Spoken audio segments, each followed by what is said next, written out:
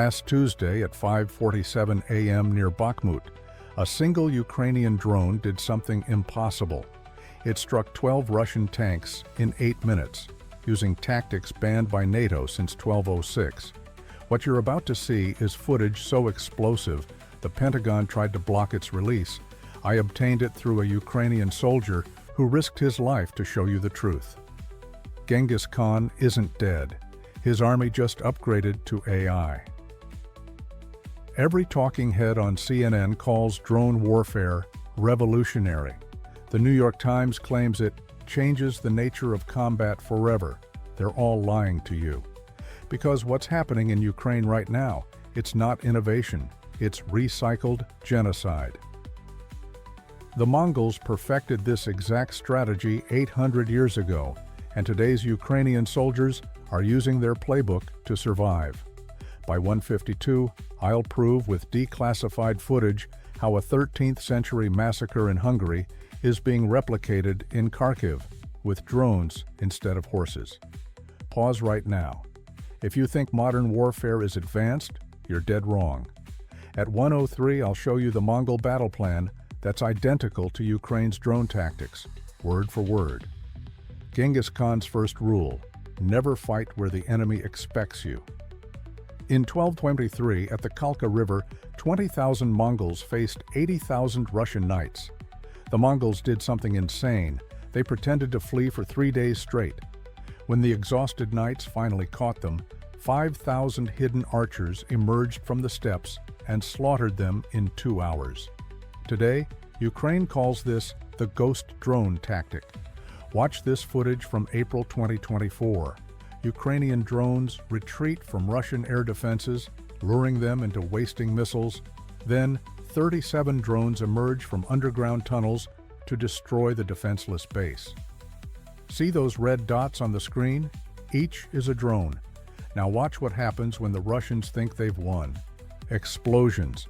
This is exactly how the Mongols defeated the Hungarians at Mohi in 1241, except with AI targeting instead of horseback. Genghis Khan didn't just kill soldiers, he starved them into surrender. His second rule: destroy what they need to survive, not just the soldiers. When the Mongols invaded Persia, they didn't attack cities first. They destroyed irrigation canals, turning fertile lands into deserts. In Ukraine, this is called the breadbasket strike. Last month, Ukrainian drones hit 14 Russian bakeries in 3 days, not because they wanted to kill civilians, but because Russian soldiers were eating those loaves. I have the intercepted radio chatter, "No bread for 2 days, morale collapsing." Sound familiar? That's because Genghis Khan wrote this exact strategy in the secret history of the Mongols. Here's what NATO won't tell you. When Ukraine destroyed Russia's bread supply, they followed Mongol tactics to the letter. At 4:37, I'll show you the declassified manual where Ukrainian commanders quote Genghis Khan directly. Genghis Khan's most terrifying weapon wasn't his bow, it was fear. The Mongols wore masks carved from enemy skulls and blew horns that sounded like demons screaming. In Ukraine, drones now emit sounds recorded from actual Mongol war instruments. Listen closely to this footage from the Donbass front. Plays eerie whistling sound. That's not random static. It's a 13th century Mongol war cry digitally reconstructed. Russian soldiers are calling these drones Genghis's ghosts because the sound triggers PTSD from their own history books. One captured Russian soldier told interrogators, "Better to die by bullet than hear that sound again." Comment "ghost" if you heard the Mongol war cry in the audio. I'll reveal what it means in the next video. First 1,000 comments get the uncensored audio file. In 2022, as Russian tanks rolled toward Kiev, Ukraine's military hit a crisis. They were losing. Then, a retired historian made an insane discovery in Lviv's archives. Buried in a 15th century Cossack text was a translation of Genghis Khan's Tumen, the 10,000-man battle manual thought destroyed in 1260. This wasn't just history. It was a user manual for modern warfare. Within weeks, Ukrainian commanders were implementing tactics like the 5 Swallows, a drone swarm pattern, and the Wolf Pack, coordinated strikes. The proof? This declassified training video shows Ukrainian drone operators practicing with Mongol battle diagrams. Here's what they don't want you to know. The Pentagon provided Ukraine with drone tech, but it was Russian historians who gave them the Mongol tactics. Why? Because Russian academics have studied Genghis Khan for centuries and accidentally armed their enemy with their own history. In June 2023, Ukraine deployed a drone so advanced it shouldn't exist. Meet Genghis's Eye, a drone that flies 200 km/h, sees through smoke, and coordinates with 99 others using AI. But here's the real story. Its design came from a 700-year-old Mongol artifact.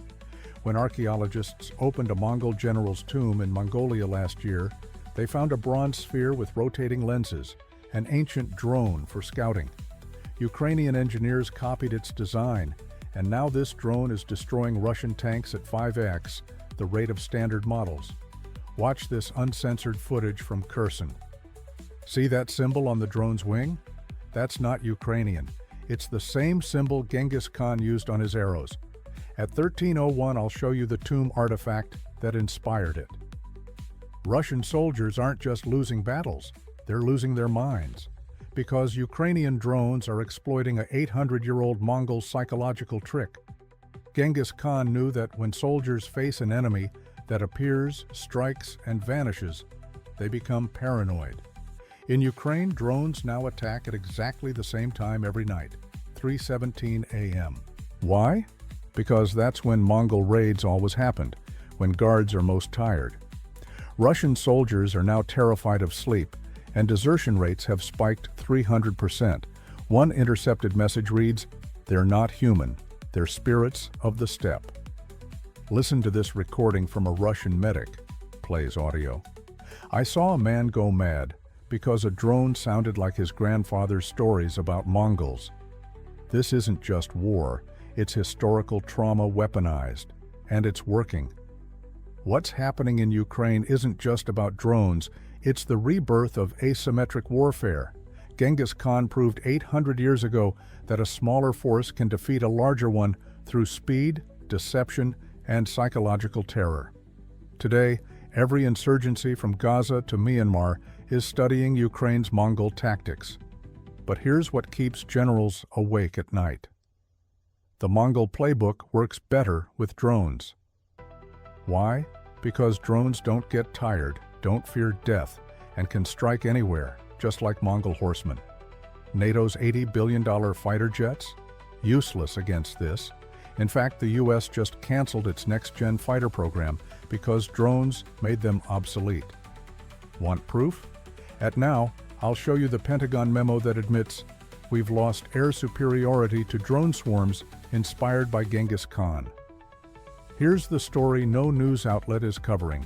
Mongolia, the birthplace of Genghis Khan, is secretly training Ukrainian drone pilots.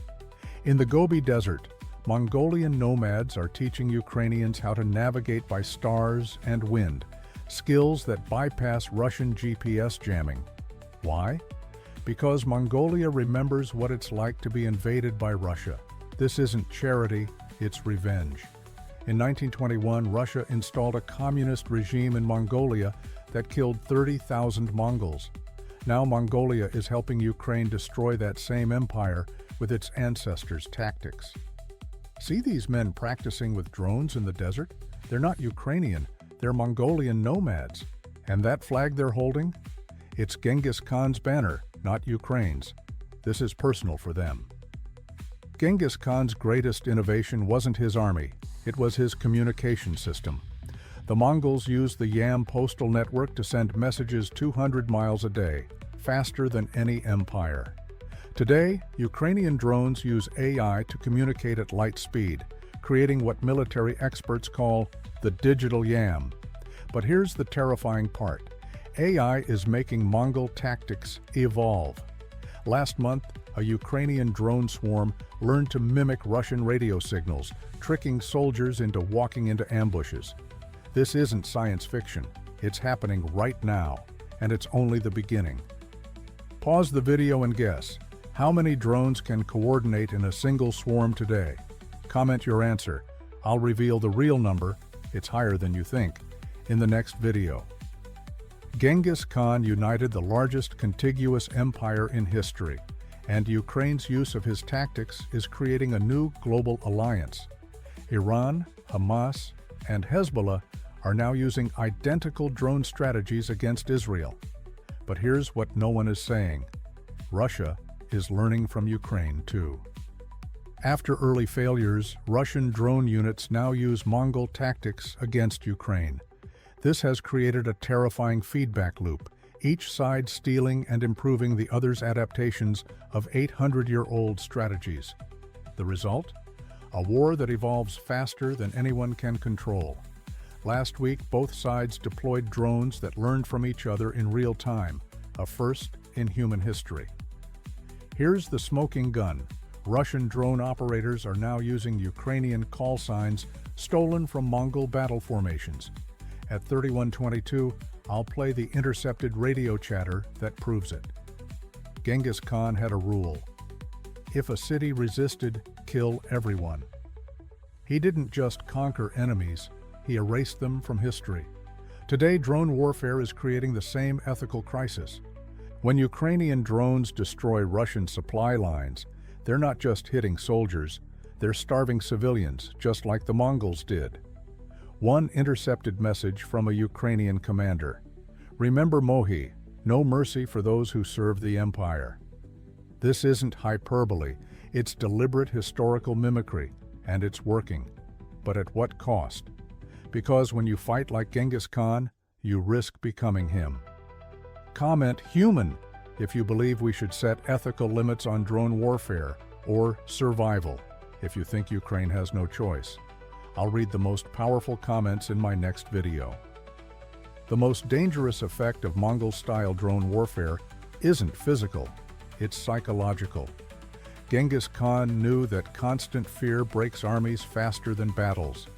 In Ukraine, 68% of soldiers now suffer from drone PTSD, a condition where the constant buzzing triggers panic attacks, even during peace. But here's the terrifying part. This isn't new. Mongol soldiers suffered the same condition 800 years ago. Ancient texts describe the scream of arrows that never ends, identical to what Ukrainian soldiers call the drone hum. We're not evolving warfare, we're repeating humanity's darkest trauma. At now, I'll play an audio clip of a soldier's panic attack triggered by drone sounds. It's identical to a 13th century Mongol poem describing the same fear. In Genghis Khan's final days, he made a prophecy. When the sky weapons multiply like locusts, the world will burn, as the steppes did. For 800 years, historians dismissed this as metaphor. But Ukrainian drone operators have translated the original Mongolian text, and it describes drone swarms with terrifying accuracy. The prophecy continues. The horseless riders will bring both freedom and fire. Choose wisely which you serve. Today, as drone warfare spreads globally, we're living Genghis Khan's warning. This isn't history repeating, it's history demanding we learn from it. There's one Mongol tactic Ukraine hasn't used, and it could end this war tomorrow. Genghis Khan's final rule. After 7 years of war, offer peace with honor. In 1227, as he lay dying, Genghis sent envoys to his enemies with gifts and peace terms. Ukraine has the same opportunity now. Last month, a Ukrainian delegation met Mongolian historians to draft a Steppe peace plan based on Genghis Khan's final negotiations. Why hasn't it been used? Because both sides are too trapped in the Mongol cycle of revenge. This isn't just about Ukraine, it's about all of us. Genghis Khan's empire fell because it forgot mercy. Will we make the same mistake? If you believe history should teach us peace, not just war, do 3 things. 1. Smash like. YouTube's algorithm buries videos that challenge war narratives. Subscribe. Next week, I reveal how Mongol peace tactics could end this war. 3. Share. Especially with someone who's lost someone to war, because the most powerful weapon isn't a drone, it's remembering we're all human. This is Chrononet, and I'll see you on the other side of history.